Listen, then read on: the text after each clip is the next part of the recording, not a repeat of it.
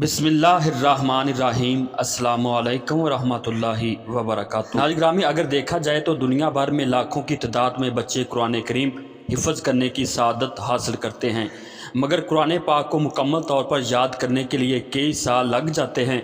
मदरसा में दाखिल होने वाले बच्चे 7 से 8 साल में कुरान करीम को हिफ्ज़ करते हैं, यानी उन्हें किताबुल्लाह को याद करने में एक अरसा लग जाता है।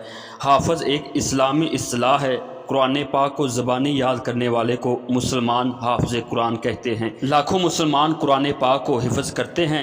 इस्लाम में कुरान करीम को याद करना बहुत फजीलत की बात मानी जाती है। हर साल हज़ारों मुस्लिम बच्चे, जवान, मर्द और औरत कुरान पाक को हिफ्ज़ करते हैं, और ये भी माना जाता है कि दुनिया में सबसे ज़्यादा पढ़े जाने वाली किताब कुरान पाक है।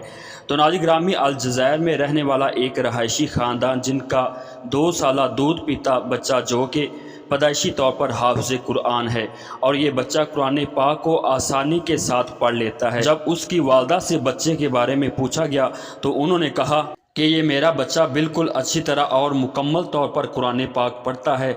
अगर इसके सामने कोई आयत पढ़ी जाए तो ये बच्चा उससे आगे की आयत को तिलावत करना शुरू कर देता है, और इसे सभी सूरतों के नाम भी याद हैं। अगर इसे कोई कारी की तिलावत सुनाई जाए तो उसका नाम भी बता देता है।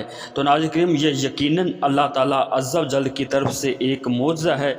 जिधर एक तरफ स्वीडन में कुरान पाक की बेहुरमती की गई और मुसलमानों के जज्बात को मजरूह किया गया, ऐसे हालात में अल्लाह ताला अज़्ज़ा व जल की ज़ात ने इस बच्चे के ज़रिए दुनिया को बता दिया कि कुरान पाक कितनी अज़मत रखता है, और तमाम लोग इस बच्चे को देखकर हैरान रह गए।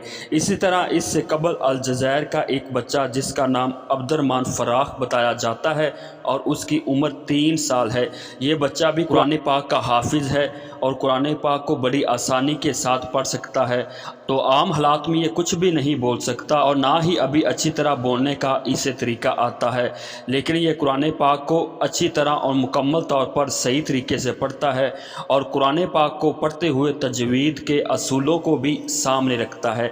बच्चे के वालिद का कहना है कि हमारे इस बच्चे को कुरान पाक सुनना इतना पसंद है कि कार में सफ़र के दौरान भी तिलावत सुनना पसंद करता है, और बेशतर वक़्त इसके लबों पर कुरान पाक की तिलावत जारी रहती है।